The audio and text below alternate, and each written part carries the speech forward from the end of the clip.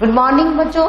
कल अपन ने पढ़ा था कॉकरोच के वक्ष वाले भाग तक, आज अपन पढ़ेंगे उदर वाला भाग। कॉकरोच के उदर वाले भाग में यानी एब्डोमेन में 10 सेगमेंट होते हैं, ठीक है, और जिसमें से मेल के अंदर 9 सेगमेंट स्पष्ट दिखाई देते हैं और फीमेल के अंदर 7 सेगमेंट स्पष्ट दिखाई देते हैं, ठीक है। अपन ने पढ़ा था कि सेगमेंट्स को अपन क्या कहते हैं, स्केलेराइड्स, जिनमें से प्रस वाले स्केलेराइड को टर्गम, प्रस वाला भाग टर्गम, अधर वाला स्टर्नम और लैटरल साइड यानी पार्ट्स वाले भाग को फ्लोराइड्स कहते हैं, ठीक है। तो मेल के अंदर जो वो मेल में जो होते हैं 9 टर्गम स्पष्ट होते हैं, फीमेल में 7 टर्गम स्पष्ट होता है, यानी ये ठीक है 7 टर्गम स्पष्ट होता है। इसमें से जो क्या नाम है 10वें टर्गम से, इनके 10वें मेल और फीमेल के 10वें टर्गम से, क्योंकि सेगमेंट कितने 10, तो उसके 10वें टर्गम से क्या निकलता है, इनसे निकलता है एक एनल सिरसाई। क्या निकलता है, एनल सिरसाई। कल अपन ने पढ़ा था कॉकरोच के अंदर ये इसका 10th सेगमेंट जो होता है ना एब्डोमेन का, इस 10th सेगमेंट से क्या निकलता है, ये एनल सिरसाई, इसको एनल सिरसाई कहते हैं। और ये कितने सेगमेंट होता है, ये 15 सेगमेंट युक्त होता है, 15 खंड युक्त होते हैं। इसमें कितने खंडों से मिलकर बना हुआ था, ये 15 सेगमेंट से मिलकर के बना हुआ रहता है। इनका काम साउंड रिसेप्टर से यानी ध्वनि को ग्रहण करना है ना। साउंड रिसेप्टर का काम कौन करेगा, साउंड रिसेप्टर का काम एनल सिरसाई करते। कहां से निकलते हैं, टर्गम से। कौन से टर्गम से, 10वें टर्गम से। क्या निकलता है, 15 खंडीय संरचना निकलती है जिसे एनल सिरसाई कहते हैं, जिसका काम साउंड रिसेप्टर यानी ध्वनि को ग्रहण करना होता है, ठीक है। अब स्टर्नम जो होते हैं फीमेल के अंदर, स्टर्नम 7 होते हैं फीमेल में। इसमें क्या नाम है 8वें 8वां और 9वां स्टर्नम, ये तीनों स्टर्नम मिलकर के क्या बनाते हैं, ये तीनों मिलकर के जेनाइटल चैम्बर का फॉर्मेशन करते हैं। किसका फॉर्मेशन करते हैं, जेनाइटल चैम्बर का। किसके अंदर, फीमेल के अंदर। फीमेल के अंदर जो स्टर्नम होता है, स्टर्नम हमको केवल कौन सा खंड दिखाई देता है, 7वां खंड दिखाई देता है। और इस 7वें खंड जो होता है, ये 7वें खंड 8वें 9वें खंड के साथ जुड़ करके इसका फॉर्मेशन करता है, जेनाइटल चैम्बर का। इसलिए हमको केवल कौन सा सेगमेंट दिखाई देगा, 7वां सेगमेंट दिखाई देता है, ठीक है। तो ये कौन से सेगमेंट, ये एब्डोमेन के सेगमेंट होते हैं, किसके अंदर, कॉकरोच के अंदर प्रेजेंट होते हैं। मेल कॉकरोच अगर प्रेजेंट होता है तो मेल कॉकरोच में एनल सिरसाई के अलावा एक और खंड प्रेजेंट होता है जिसे हम क्या कहते हैं, ये तो एनल सिरसाई, और इसमें एक और प्रेजेंट होता है एनल स्टाइल। एनल स्टाइल केवल मेल में प्रेजेंट होता है। ये किसमें प्रेजेंट है, केवल मेल के अंदर। फीमेल में एनल स्टाइल एब्सेंट होता है और फीमेल क्या नाम है, एनल सिरसाई दोनों में प्रेजेंट होता है, मेल और फीमेल दोनों में प्रेजेंट होता है, लेकिन एनल स्टाइल केवल मेल के अंदर प्रेजेंट होता है। और ये कहां से निकलता है, ये स्टर्नम से निकलता है। कहां से निकलता है एनल स्टाइल, स्टर्नम से निकलता है। इसका काम क्या है, ये कॉपुलेशन में हेल्प करता है। एनल स्टाइल का काम कॉपुलेशन में, STYLE, पॉपुलेशन में सहायता करना होता है। अब नेक्स्ट अपन पढ़ेंगे डाइजेस्टिव सिस्टम। पढ़ाते आहार नाल, alimentary canal of cockroach. Cockroach की एलिमेंट्री कैनाल, किसी भी इनवर्टिब्रेट की जब एलिमेंट्री कैनाल पढ़ते हैं तो देखना कि आहार नाल या एलिमेंट्री कैनाल 3 पार्ट्स में डिवाइड रहती है।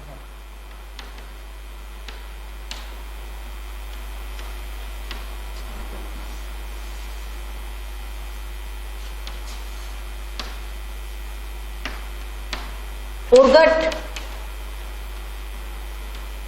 मिडगट और हिंदगट। अग्रांत, मध्यांत और पश्चांत।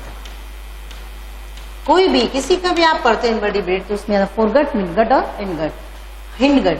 फोरगट और हाइंडगट इन दोनों का ओरिजिन इससे होता है एक्टोडर्म से।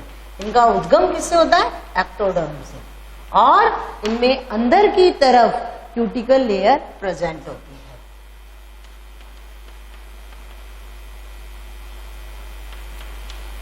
जबकि मिडगट का जो ओरिजिन होता है उसका ओरिजिन इससे होता है। मिडगट का ओरिजिन हमेशा एंडोडर्म से होता है और इसमें क्यूटिकल लेयर एब्सेंट होती है।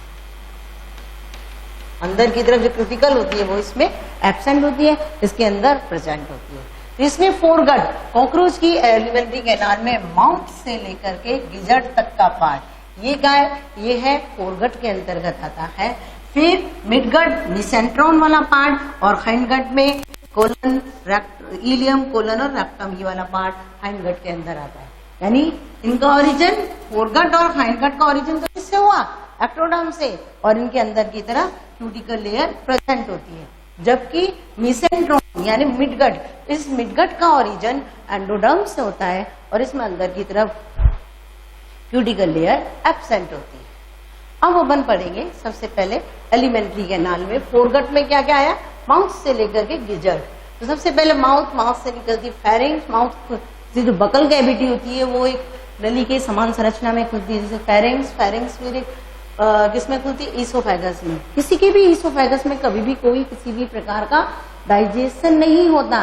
क्यों? क्योंकि इसमें किसी भी प्रकार की डाइजेस्टिव ग्लैंड्स नहीं पाई जाती और पाचक एंजाइम्स नहीं पाए जाते। सबसे मेन पाचक एंजाइम इसमें एब्सेंट होते हैं, इसलिए इसमें किसी भी प्रकार का पाचन नहीं होता। अब ईसोफेगस जो होती है फिर उदर के तीसरे से चौथे खंड में, है ना, एब्डोमेन के तीसरे चौथे खंड में एक बैग लाइक स्ट्रक्चर की समान संरचना बनाती है, जिसे अपन क्या कहते हैं? क्रॉप। और ये क्रॉप जो होती है इसके अंदर बहुत सारे लॉन्गिट्यूडनल फोल्ड्स यानी अनुदैर्ध्य बलन होते हैं, जिसके कारण इसका एरिया कई गुना बढ़ जाता है। इसलिए क्रॉप के अंदर भोजन का पाचन और संग्रहण दोनों होता है। याद रखना, भोजन का डाइजेशन एंड स्टोरेज दोनों काम कौन करता है? क्रॉप।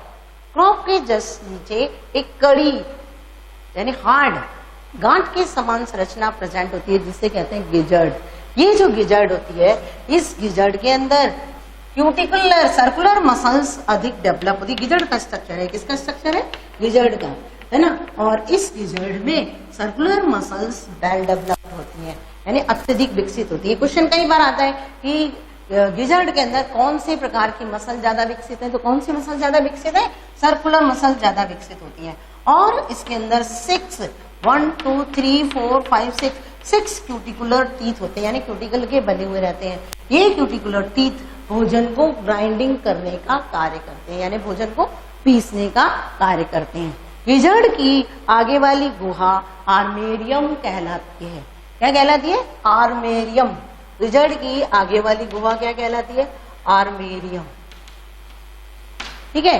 अब इसके गिजर्ड के पीछे की तरफ मिडगट यानी मिसेंट्रॉन प्रेजेंट होता है। मिसेंट्रॉन जिसका ओरिजिन एंडोडर्म से, अंदर की तरफ क्यूटिकल लेयर एब्सेंट। इस मिसेंट्रॉन का आगे वाला भाग कार्डिया कहलाता है। मिसेंट्रॉन का कौन सा वाला भाग? आगे वाला भाग कार्डिया कहलाता है। और इस मिसेंट्रॉन या मिडगट एक ही बात है ना।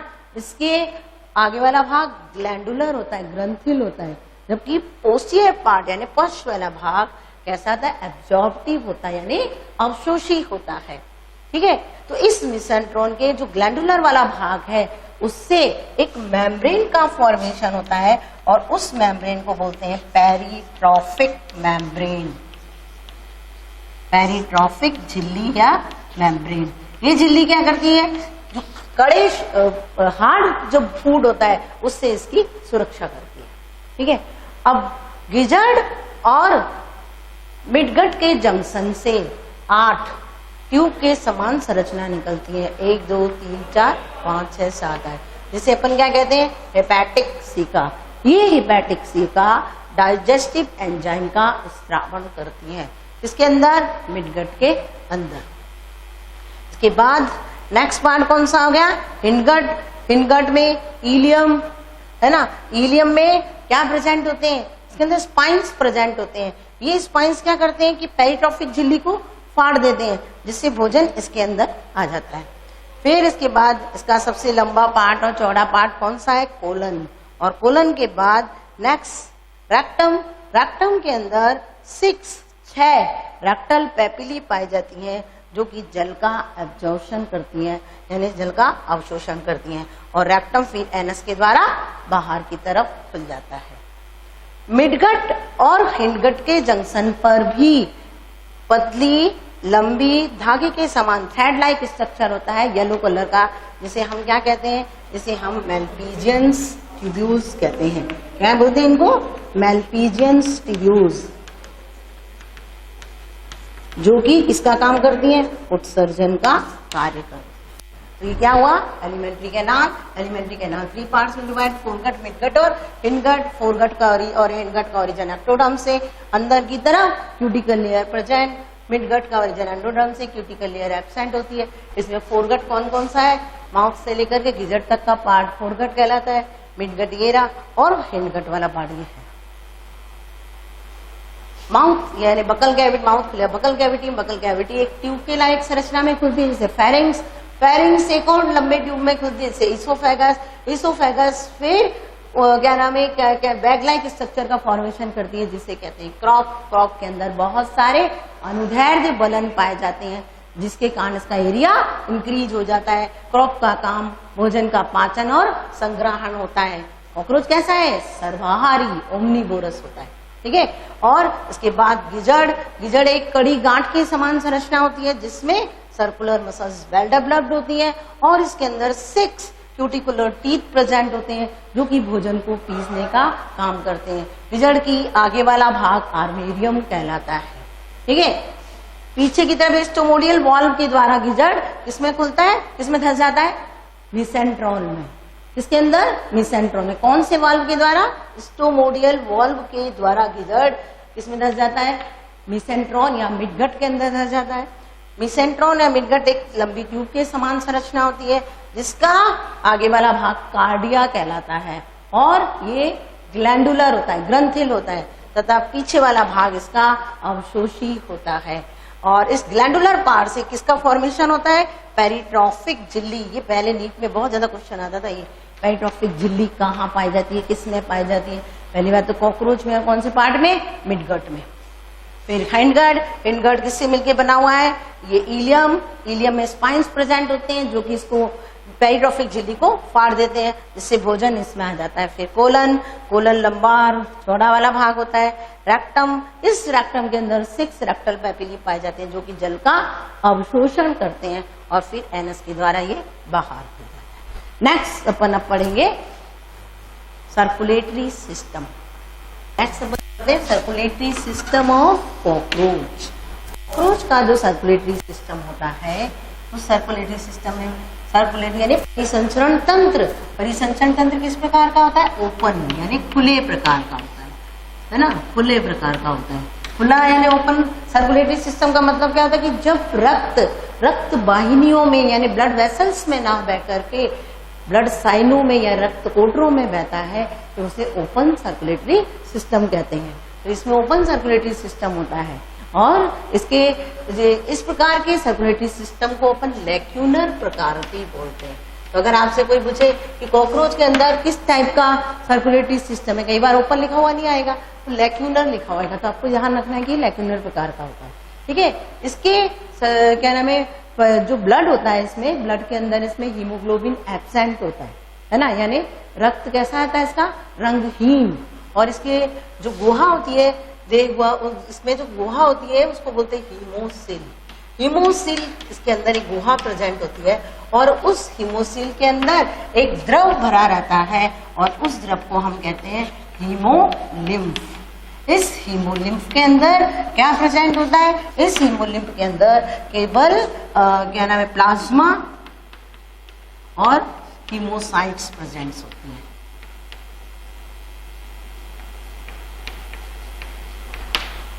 क्या प्रेजेंट होती है?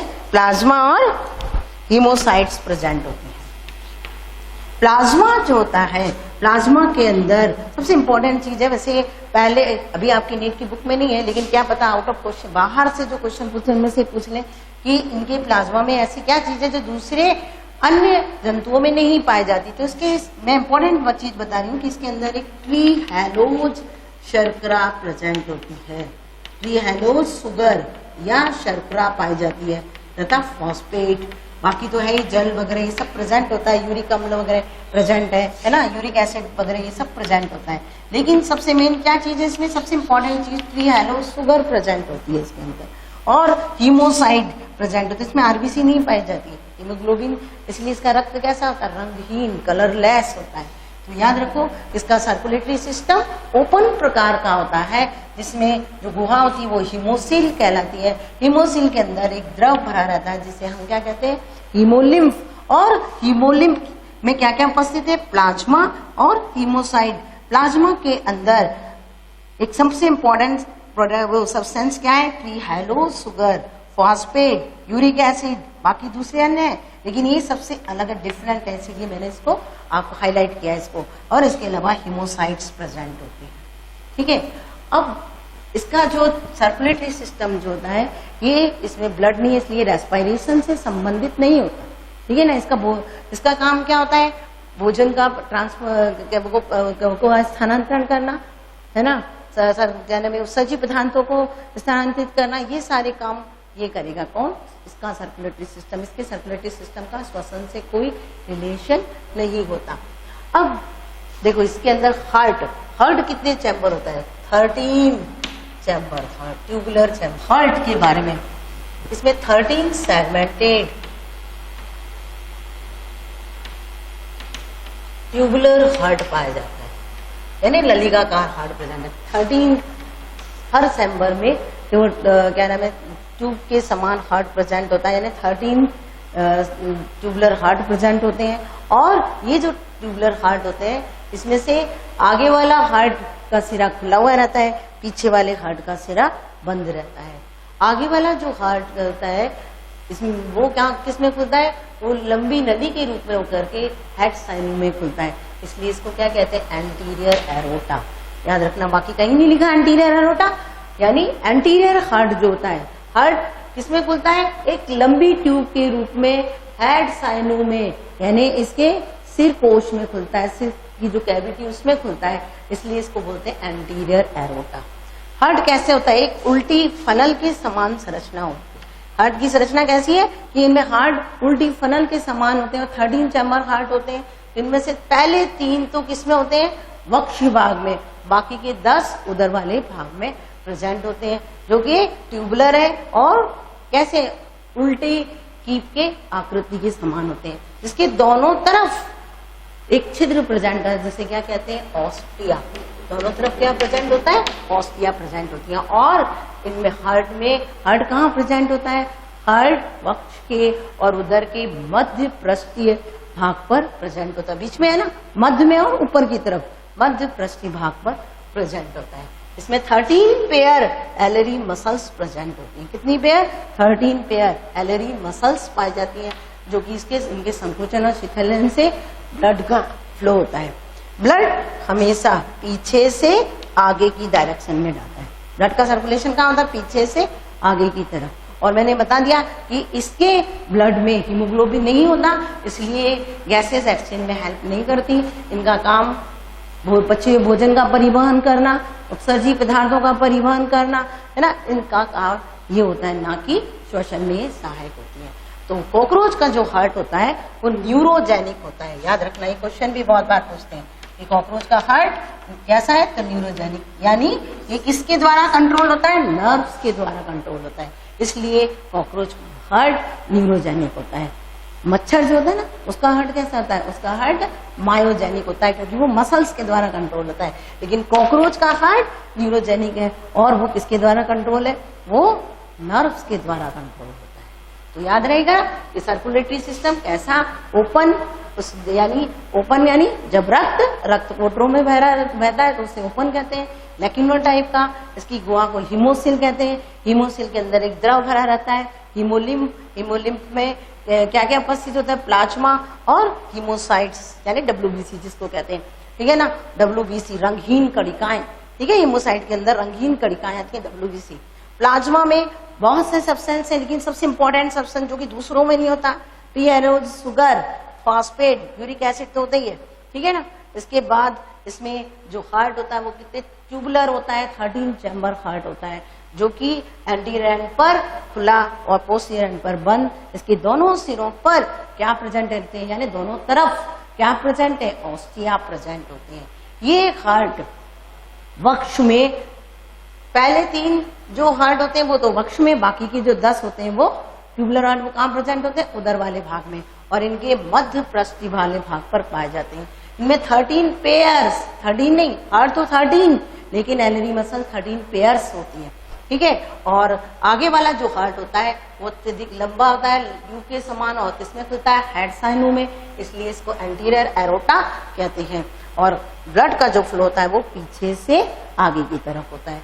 ये हार्ट कैसा होता है, न्यूरोजेनिक, यानी नर्व्स के द्वारा कंट्रोल होता है। ओके।